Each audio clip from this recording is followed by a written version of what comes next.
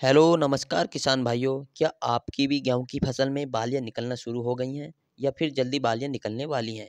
यदि इन दोनों में से किसी भी अवस्था पर आपकी गेहूँ की फसल है, तो फसल में किसान भाइयों बालियाँ निकलने वाली हैं, बालियाँ निकलना शुरू हो चुकी हैं, तो किसान साथियों आपके लिए सबसे ज़्यादा इम्पोर्टेंट होने वाली है ये वीडियो।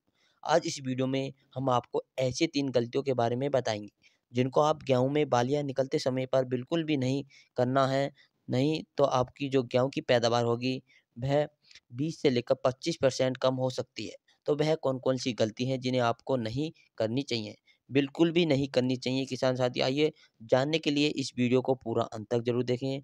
साथ ही यदि आप हमारे चैनल पर पहली बार हैं, चैनल को सब्सक्राइब करें, बेल आइकन को दबाएँ और किसान साथियों ताकि आपको भविष्य में आने वाली जो सभी वीडियो होंगी, जो गेहूँ की फसल से होंगी, आपको नोटिफ़िकेशन आपको सबसे पहले मिलता रहे। किसान साथियों, जिन किसान भाइयों ने अपनी गेहूँ की फसल की बुआई अगेती करी थी या फिर टाइमिल करी थी, यानी उस किसान साथियों को गेहूँ की फसल में अब तक बालियाँ निकलना शुरू हो चुकी हैं। जब हमारी गेहूँ की फसल में बालियाँ निकलना आरंभ हो जाती हैं, तो किसान भाइयों वह जो समय तो होता है हमारे गेहूँ के पौधों के लिए अत्यंत आवश्यकता माना जाता है। इस अवस्था पर कुछ ऐसी गलतियाँ हैं जो हमारे किसान भाइयों को रेगुलर कर देते हैं, जिनके चलते जो इन गलतियों को कर बैठते हैं, इन दिनों की मेहनत जो होती है किसान भाइयों बहुत ही महत्वपूर्ण होती है। आइए जानते हैं मतलब जो पैदावार होगी इस अवस्था पर काफ़ी ज़्यादा घट जाती है। किसान भाइयों सबसे पहले गेहूँ में बालियाँ निकलते समय जो आपको जिस गलती को भूल कर भी नहीं करना है वह है किसान भाइयों रोग बीमारी से बचाव करना। किसान भाई जो हमारी गेहूँ की फसल में बालियाँ निकलना आरंभ होती हैं इस अवस्था पर हमारी गेहूँ में पौधों की कई सारे रोगों के अटैक होना शुरू हो जाता है। तो सबसे पहले आपको अपने खेत में बहुत ही अच्छी तरीके से निगरानी करनी है। लगातार आपको अपनी फसल में निगरानी बनाए रखनी है। अपने खेत में जाते जाते रहना चाहिए। यदि किसान भाइयों सभी प्रकार के रोगों को आपको दिख किसी भी प्रकार के रोग आपको दिखाई देते हैं, तो आपको शुरुआती अवस्था में उसे रोकाव रोकाव करना चाहिए, दवाई डालकर उसे ख़त्म कर देना चाहिए। क्योंकि किसान भाइयों यदि किसी भी रोगों को हम शुरुआती अवस्था में ख़त्म नहीं करेंगे तो हमारा जो खर्चा होगा बहुत ही कम आगे चल के बहुत ज़्यादा होने वाला है।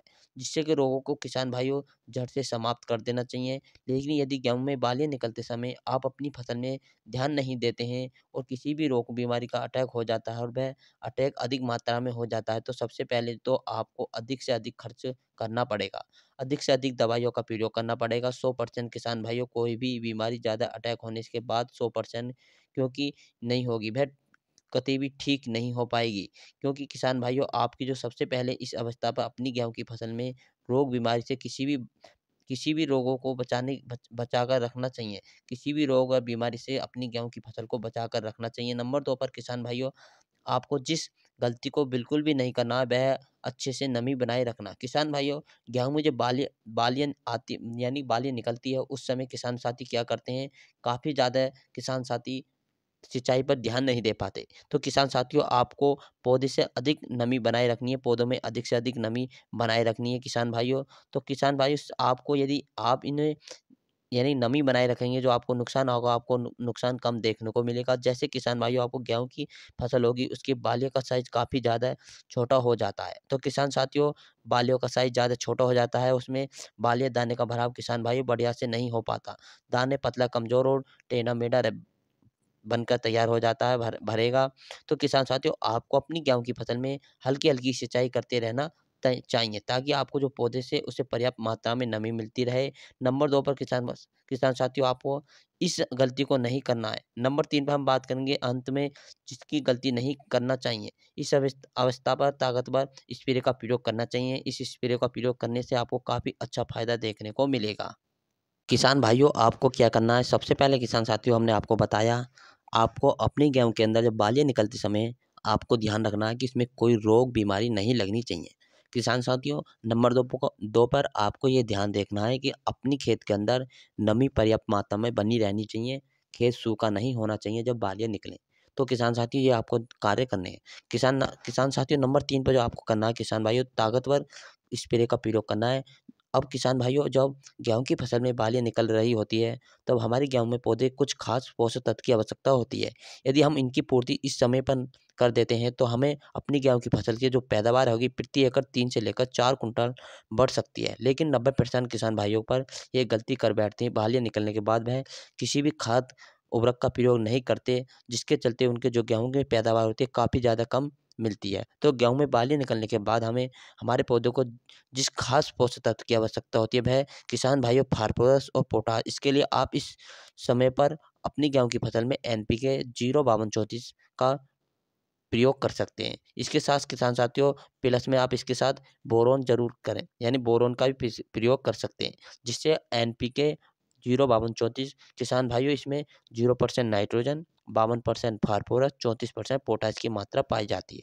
यह आपके पौधे को मिलते हैं और आपके पौधे में इसके बहुत सारे बेनिफिट देखने को मिलते हैं। एनपीके 05234 से डालने के बाद किसान भाई, हमारी जो गेहूँ की फसल है उसमें स्वस्थ बालियों का निर्माण होता है। बालियाँ का जो साइज़ होता है वह लंबा होता है और लंबी गुच्छेदार बालियाँ आती हैं। किसान भाइयों, आपकी कोई भी बाली खाली नहीं रहेगी, बाली में 100% दाने का भराव होता है।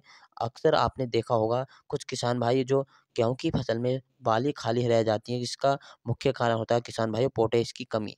किसान भाई इस अवस्था पर इसका स्प्रे नहीं करते हैं, तो खेत में अक्सर यह बालियाँ खाली रह जाती हैं। साथ में किसान भाइयों, इसके डालने के बाद आपकी गेहूँ में जो दाने का क्वालिटी होगी वह नंबर 1 होगी। दाने आपके मोटे, चमकदार, सुंदर और वजनदार आकर्षक बनेंगे। भरपूर भरपूर मात्रा में पैदावार प्राप्त होगी। इसके साथ-साथ किसान साथियों, इसके डालने के बाद किसान भाइयों, गेहूँ के पौधे का जो तना होगा उसको काफ़ी ज़्यादा मजबूत मिलेगी। मतलब भविष्य में यदि तेज़ हवा चलती है किसान भाइयों, तो आपकी गेहूँ की फसल जल्दी नहीं गिरेगी। हमारे पौधे की जो रोग की प्रति क्षमता होगी उसको भी काफ़ी ज़्यादा वृद्धि करता है, जिससे छोटे-मोटे रोगों से अटैक हमारे पौधों में आसानी से सहन करने की क्षमता बढ़ जाएगी।